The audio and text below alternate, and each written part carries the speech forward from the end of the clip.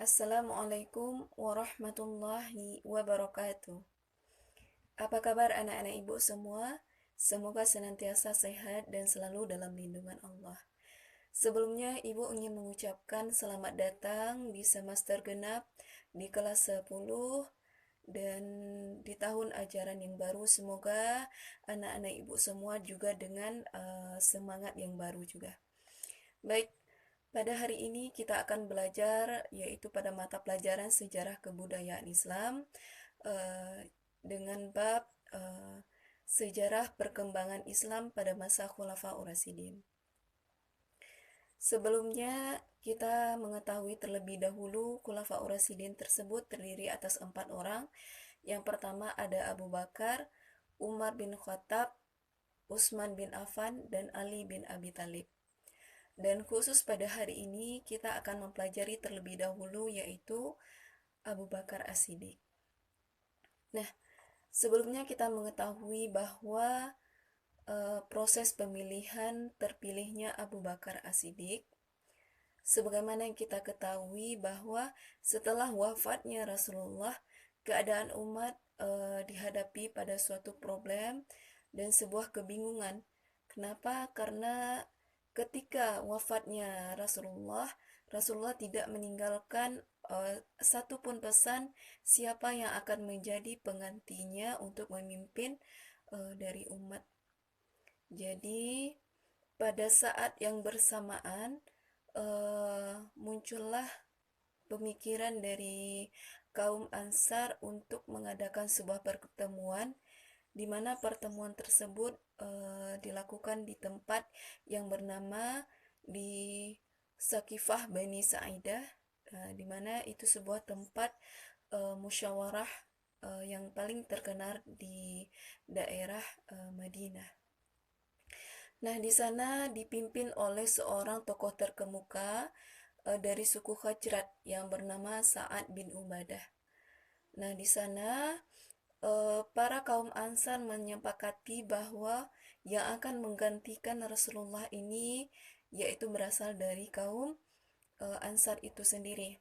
Mereka beralasan bahwa merekalah yang banyak membantu Rasulullah dan para sahabat dari kejaran dari kaum Quraisy. Pada saat yang bersamaan juga, di detik yang bersamaan, nah kaum Muhajirin menghampiri pertemuan tersebut yang disusul oleh Abu Bakar As-Siddiq, Umar bin Khattab, dan Utsman bin Affan.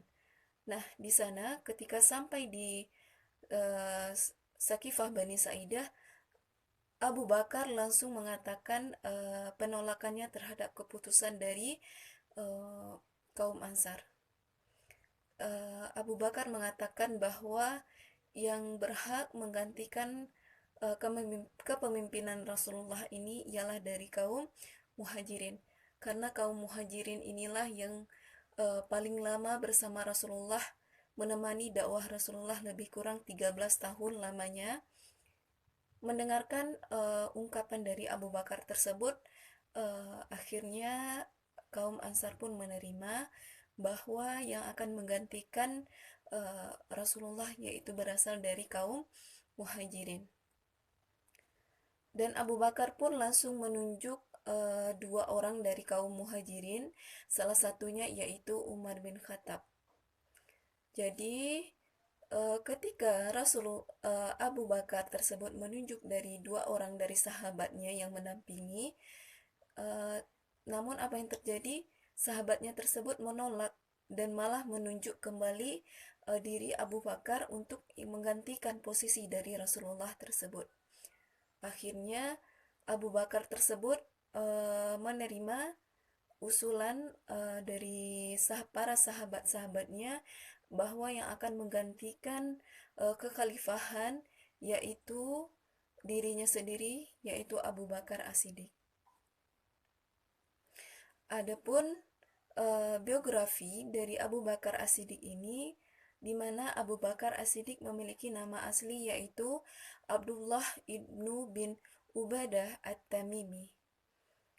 Abu Bakar As-Siddiq mendapat gelar yaitu As-Siddiq yang artinya benar, di mana benar di sini maksudnya ialah Abu Bakar As-Siddiq merupakan orang yang pertama kali mengakui keisra mi'ratan Nabi Muhammad Sallallahu Alaihi Wasallam, di mana Abu Bakar As-Siddiq ini memiliki ciri khas dia adalah orang yang dermawan, orang yang sopan, lemah lembut, dan juga cerdas.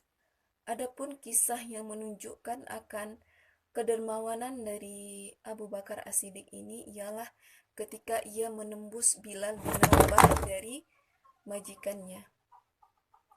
Jadi Abu Bakar tersebut terkenal sekali dengan kedermawanannya kepada para masyarakat yang dipimpinnya ketika itu. Adapun melalui perantara Abu Bakar ini jugalah banyaknya masyarakat yang masuk Islam, di mana orang yang pertama kali masuk Islam tersebut kita kenal dengan nama yaitu As-Sabiqunal Al-Awwalun. Siapa saja orangnya? Yang pertama yaitu Utsman bin Affan, 2 Abdurrahman bin Auf, 3 Talhah bin Ubaidah, 4 Sa'ad bin Abi Waqqas, 5 Zubair bin Awam, dan keenam Ubailah bin Jarrah. Adapun kebijakan atau strategi yang diambil oleh Abu Bakar selama kepemimpinannya ini, yang pertama Abu Bakar berhasil membukukan Al-Quran atas usulan dari Umar bin Khattab. Sebagaimana yang kita ketahui bahwa saat terjadinya perang pada masa Abu Bakar ini, banyaknya para sahabat yang meninggal dunia, sehingga ditakutkan banyaknya hilangnya hafalan-hafalan dari sahabat ini. Jadi timbullah pemikiran dari Abu Bakar ini untuk membukukan dari isi Al-Quran tersebut atas usulan dari Umar bin Khattab. Adapun orang yang diminta oleh Abu Bakar untuk membukukan Al-Quran yaitu Zaid bin Said. Selanjutnya Abu Bakar juga melakukan perluasan wilayah.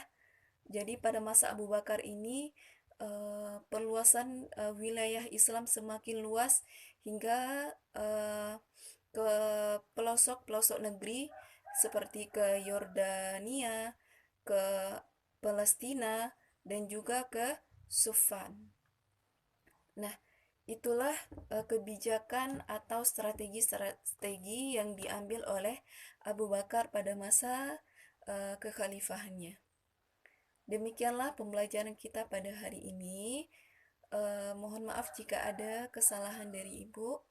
Ibu akhiri dengan Assalamualaikum warahmatullahi wabarakatuh.